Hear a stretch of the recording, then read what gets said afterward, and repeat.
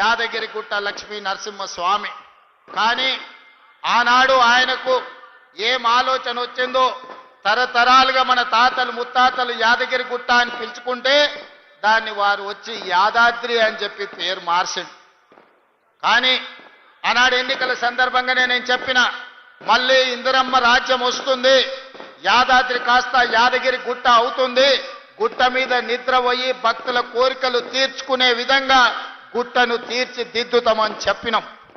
ఆనాడు గుట్ట మీదకి ఆటోలు పోవద్దు, గుట్ట మీద పేద భక్తులు ఎవరు నిద్ర పోవద్దు అని చెప్పి ఆనాటి ప్రభుత్వం నిషేధాన్ని ఈరోజు విధించింది.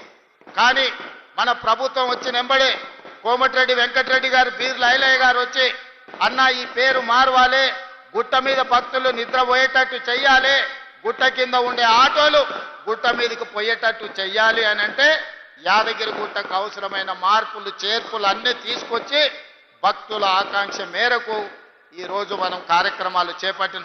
ఇదే కాదు, గోపురాన్ని 60 కేజీల బంగారంతో కార్యక్రమాన్ని పూర్తి చేసుకొని ఈరోజు భక్తులకు పెద్ద ఎత్తున ఈరోజు ఆనందాన్ని కలిగించే నిర్ణయం తీసుకున్నాం. ఇదే కాదు, యాదగిరి గుట్ట ఈరోజు ఒక పెద్ద బోర్డుగా ఆంధ్రప్రదేశ్లో